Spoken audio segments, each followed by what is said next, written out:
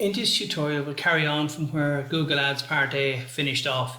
So in the first part, we looked at the whole idea of setting up the Google Ads campaign, choosing your display type, or sorry, your ad type, your campaign type. You're looking at your budget, your audience, all of these different things. What we're going to focus on in this particular tutorial is the Google ad itself and the keywords and the copy of the ad. Okay, so we're just going to jump into this and move on. Okay, so the next step here is you're creating a new ad, and in our case we're looking at, as I mentioned before, Eurocre and the conference and the dates and so on. So so your ad, you've got to think about what you want to try to do with it. So what I'm just going to lay out here first of all is the final URL.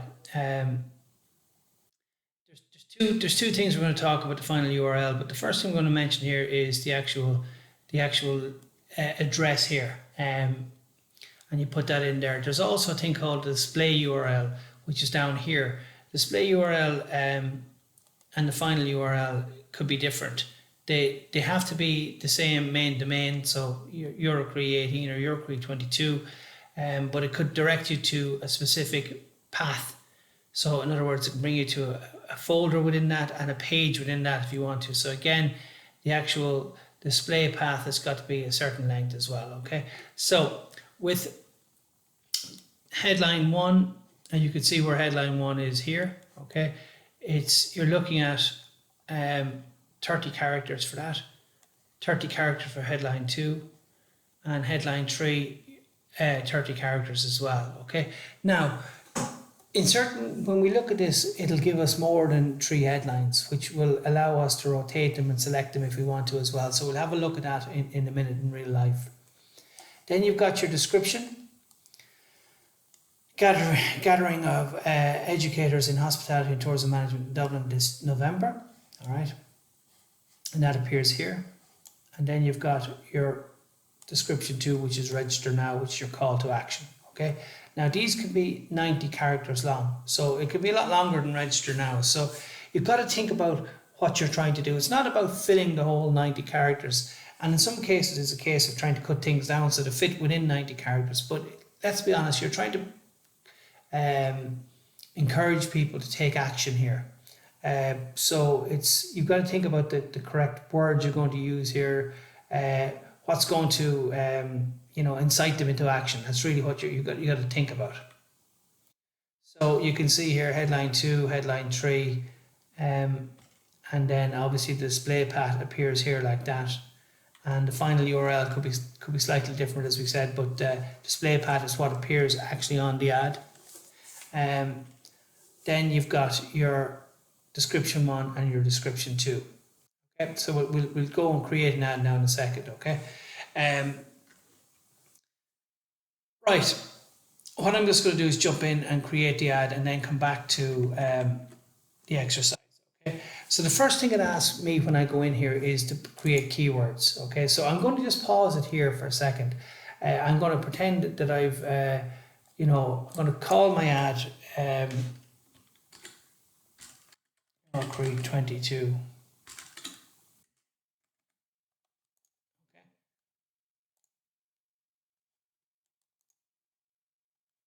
Save and continue. Now I'm skipping my keywords for a minute, and there's a reason for this. Okay, it brings me in here, Eurocre 22. Now it's telling me that make sure that the actual the web address works. My one isn't. It's a conference which hasn't been set up yet, but will be. Okay, so again, my headlines. You've got 3 headlines here. You've got descriptions, and so on. So think about these things. What we've got with these is, you've got to start thinking about what you want to do with your actual ad. Now here's one I prepared earlier, so to speak. So I'm going to actually put in my headline Eurocre 22 Dublin, headline 2.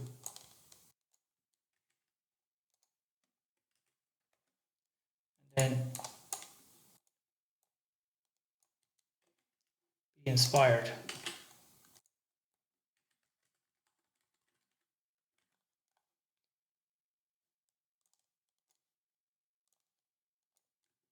And I've got my description,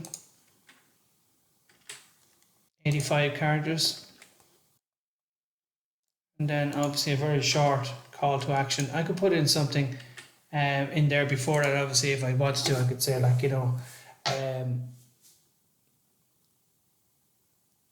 not to be missed or something like that. So something which would maybe try to get people interested in this. Okay, so I put my ad in there. You can see obviously the mobile version of it showing here, and this is the desktop version showing here. So you can see your preview of your ad, which is always nice to be able to see what it would look like when displayed. So at this point in time, I have no extensions or anything like that. So it's something worth thinking about.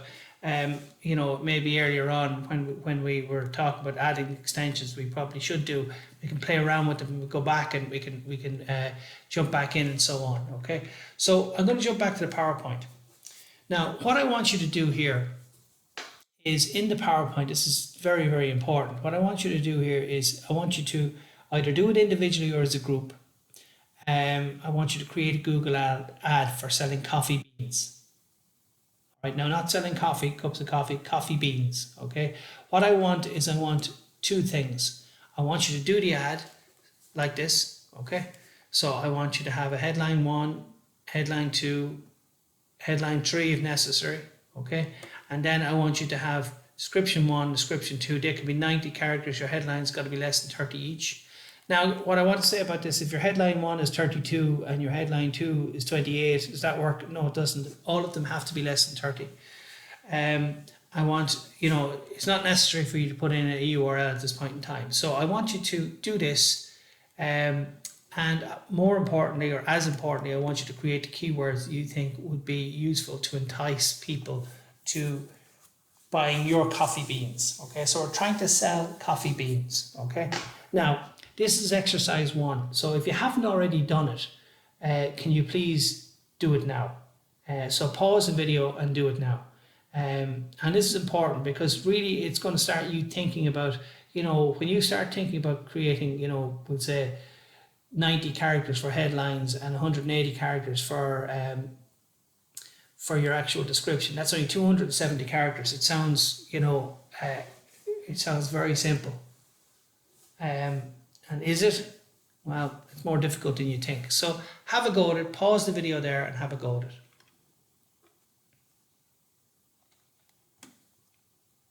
Okay, as I said, I hope you paused the video and had a go at this. But if you haven't, shame on you. But anyway, never mind. We'll move on. Okay. Right. What we've got here is we've got these things. Focus on 2 things, as I mentioned, the ad copy and the keywords. So, this is important. And you've got to start creating your keywords. How do you generate keywords? Well, I don't know if anybody has seen this, but when I was looking at the keywords, I skipped them a few minutes ago when I was dealing with the live version of this. But it'll actually help you suggest keywords. And, that's an important one as well. Choosing effective keywords. Well, for starters here, when you start thinking about coffee beans, you start thinking of aroma, you start thinking of flavor, you start thinking of the different types of flavor. Some people start thinking about the whole idea of organic coffee, natural coffee, discount coffee, cheap coffee, and obviously some people start thinking about the whole idea of fair trade coffee and so on. Okay, so you've got to start thinking about these keywords, and it depends on where you're trying to go with these keywords, how you're trying to differentiate yourself. As I said already in the previous tutorial, what you need to do with your keywords is you need to be as specific as you possibly can. Big, broad, general keywords are going to mean that there's a lot of competition for those particular keywords, and also means that the price for bidding on those keywords is going to be higher. So if you can be very specific about this, then that's where you're going to make your killing, so to speak. Okay. So with this in mind, these are keywords that people would normally, if you were brainstorming, come up with. And hopefully I'll see your keywords, or I've seen your keywords already maybe for your exercise 1, okay, which is looking at keywords. So hopefully we'll see some of that. So with this in mind, I'm going to jump on to how do we make these keywords stronger and better? Well, for starters, if you think about gourmet coffee beans, okay, for starters, what's the name of your company? Do you want that in your keywords? I would suggest you probably do, okay.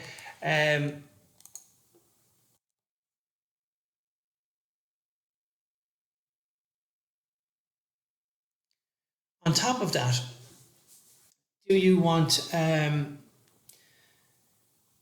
where do you want to focus on this? Like if you start thinking about different things like best coffee, cheap coffee, free coffee, like do you want that? You probably, you may not, because there's some of them are too generic and some of them are not what you're trying to do. You don't want somebody clicking on your ad for something that's not really associated with what you're trying to do. So it's very important that you think about your keywords and you focus on these. All right. Next one down, you've got coffee beans, you've got organic coffee, you've got free and cheap coffee.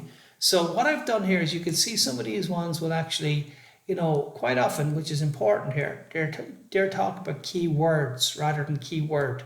Okay, when you start thinking about these here, a lot of these are 2 and 3 word phrases. Free, cheap, probably not the words you want to associate with what you're doing. Then you'll see some of them have little modifiers, they're called, okay? Where you've got little brackets around, little inverted commas, and we'll talk about what they are. Some of them have minuses in front of them, which are very important, as it turns out in our case here.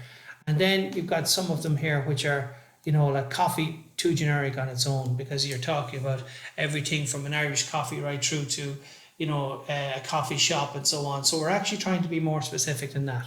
So when you start thinking about it, grinding them down a little bit here, it's worth thinking about these and what we're going to look at next, which are the modifiers, okay? So the keywords like best coffee and cheap coffee don't give enough detail. So they're not specific enough, we mentioned they're too broad. Keyword like rich whole coffee beans, high quality dark coffee beans, maybe too specific. They might not be, depending on your market, okay? So try and think about that as well. So what we have to start looking at, what's known as modifiers, and we can change our actual keywords based on these, and this is really something that we should be looking at. The first thing we're going to have is a broad match. So if I have coffee beans, that means that it will include, not only coffee beans in my search, but also a mixture of that, beans, coffees, and it would also it might actually put in synonyms and stems and so on, which means that in our case here it might turn around and say like instead of beans it might put something else slightly different in there, or bean in there. So there are modifiers based on those, okay? So in the case of tennis shoes, I'll give you an example of this here. A broad match would mean buy tennis shoes, which is fine, which is exactly like that. It will also say shoes for tennis. So we'll mix the words up, put them in different orders. Okay, so that's a broad match. And to be quite honest, that means if I have, in my case, Eurocree conference, and I have a broad match in there, I don't need to put down conference Eurocree. Or if I have Dublin conference, I don't need to put in conference in Dublin, because of the fact that the broad modifier will cover both of those. But as well as that, it will also include things like, if tennis shoe in this case here, which knocks off the S, which is the stem of it, okay? Running shoes, which is a synonym for, they're not, it's a synonym for tennis shoes or running shoes.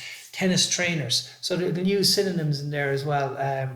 So do you want people to be able to do that? Do you, or do you not? Okay. In certain cases, it might overcomplicate things. We might want to be very specific about them. The next one up is what we have is a broad modifier, a broad match modifier. Okay. And what this allows us to do, if we have plus tennis plus shoes, if you see in there, it'll say ads may show on searches for tennis shoes, shoes for tennis, tennis shoes. So those words in there, but the other ones, such as the synonyms, are excluded. So shoes, running shoes, tennis trainers. Now that is important because let's be honest, you might not want certain things replacing coffee or certain things replacing beans. Okay, so they're broad match modifier. Next one down is a phrase match. Now what that means is, in our case here, if I put coffee beans in inverted commas, it means, and this is the same as when we're searching in Google, if I put in inverted commas in my keywords, it means that it will show up for red tennis shoes or red tennis shoes spelled incorrectly, but it won't show up for shoes for tennis or tennis trainers. So synonyms are gone, and the whole idea of the words changing in order. So if I want coffee beans to appear in that phrase, my advice would be to put in the inverted commas around that. So people would be looking for coffee beans, not coffee, or not baked beans. Okay, so it's very important that we look at that. And if anybody's finds himself very good at searching in Google, they will be using phrase matches with inverted commas. Next one is the actual exact match, which is as we see here, it'll put a square bracket around it, which means that the actual phrase has got to be exactly the same, right? Not beans, coffee, or whatever. It has to be exactly the same. Tennis shoes, or a misspelling of tennis shoes. So as well as that, there cannot be anything else. So somebody looking for organic coffee and nothing else, not organic coffee in Dublin, nothing else will just get this. So this is actually getting an exact match for a phrase. It might sound like something you want in this particular case, but it may not. Okay, my advice would be careful with this one. If your company is called, in fact, if my ad is called Eurocree Dublin, which is the or Eurocree 2022 or Eurocree 22, I might put an exact match on those, which means that anyone searching for those might actually will get my ad, or it'll be displayed for them. So those are things that we want to look at. So then the last one here is the negative keywords. Now this is a very, very popular one to use. So if you're talking about fair trade coffee, you're probably talking about coffee that's a little bit more expensive than the norm, we'll say, but what you've got to remember is you're not giving it for free. So if somebody's looking for free fair trade coffee, you don't want your ad. If they put the word free in there, that means if you put in a negative keyword with free, like a dash free, it means that if somebody types in the word free into your ad will not show up. Okay, so and that's important, or cheap, because let's be honest, you might be competing with the higher level ones, or you might be providing additional service, or whatever the case might be, but you might not describe yourself as cheap, or discount, or whatever the case might be, because it might be more expensive than the norm, we'll say, but you might have something else that you're adding in lieu of that. So they're very, very common, these negative ones. Okay, so keep an eye on those. So it's all about trying to get your keywords correct and try to think about these ones here. So when you look at these, you've got broad matches, broad match modifiers, a phrase match, exact match, and a negative match. Okay, so remember those and use them, because they will help you with your keywords. Okay, I do want to see them in there. Okay, so effective ads versus ones not so effective. So if I put down frothing latte bean, we have many different types of coffee beans that you'll love, and then the link is frothinlattebean.com, destination link. Now, I don't know what you think of that ad. Probably too generic, probably too basic, probably not specific enough. Then you have on the other side gourmet coffee bean, premium coffee beans, French roast, specialty beans or blends, buy now. Okay. And then you have your destination URL, which is far more specific, bringing them to a specific web page. Okay. Now, what's important? Which ad is better, the first one or the second one? I would suggest the second one is way stronger. It has the name of the company, it has the products that they're offering, it has a call to action, and it has a very specific destination URL, as opposed to just bringing them to a website. So it brings them to a specific page, which hopefully will be somewhere down along the buying process. Okay, so with the first one, you've got what's wrong, and really comes down to too generic, and then what's next, what's right, and what's right. So the second ad is far better, and will probably achieve more in the lines of conversions, etc. Finally, when we're looking at our ads, the final part here would be looking at insights, and insights are what it would give you, as to how well your ad is doing. Okay, obviously you've got to launch it, and I'm not expecting you to launch it, because I'm not expecting you to activate your ad, put in your credit card details. I would be expecting you to use Google Ads, and I would be expecting you to put the information in there, and see how it works. It's really useful. It's quite useful at maybe generating even the cost per click and so on for different ads. So really useful stuff in there. Finally,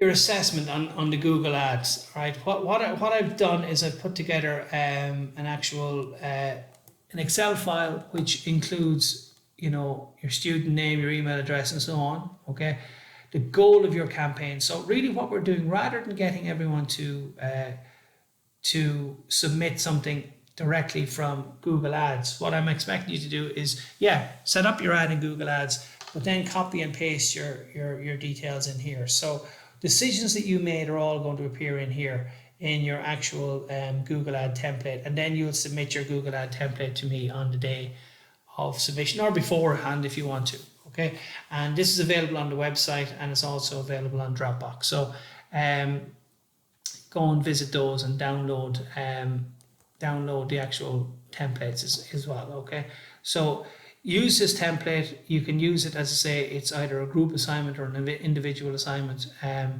and you'll see further down it will of course delve into the ad and the keywords and the descriptions, etc. Okay, and the headlines, etc. as well. So you'll see what's happening there. Okay, here's examples of previous examples from last year. And the first one here is Loving Salzburg. Now, I don't need to go into the idea what Loving Salzburg is, but it's, you know, the equivalent of Loving Dublin or whatever the case might be. So it's trying to promote Salzburg as a destination. And you can see that these are some of the ads that they've put in there. So you can see this is their ad as it looks in the desktop version or the laptop version, and here it is in the mobile version. Okay, and you can see what they've done here with different parts of it, and you can see their ad, you know, and you can see, yep, it's got a lot of the things we talked about there. It's you know, missing maybe a couple, but it's actually a very good example of it. So you can see how their template looks. You can see how the image that they created from it. So here's another one here for the Burn Way. Now in this one here, what I've actually done is I've included the keywords here, so you can look at. Now these examples are all up on the website, so you can actually go and have a look at the actual examples. It'll give you an idea of what you want to do for your particular example and how you want to do it. Okay, so you can see headlines and so on. On different versions of Google Ads, you'll see that they will allow you way more headlines, and what they'll do is they will allow you to rotate your headlines in different positions as well. So you can see some of those in there as well. So you can see that they have used quite a few modifiers here. Okay, you've got your inverted commas around here for a lot of these. Okay, you've got the negative ones here as well, which are very good. Okay, so and then you've got the broad modifiers as well. So there's a lot of good, strong keywords that they're using. And what's important about them is they're using a lot of them, but as well as that, there's none of them just a keyword. It's all keyword phrases. So very, very important. And, you know, so they've done all of this. You know, these are make up URLs, so you don't have to create your own site or anything here. So that's an example of the Burn Way. And this is what their ad looks like. Okay.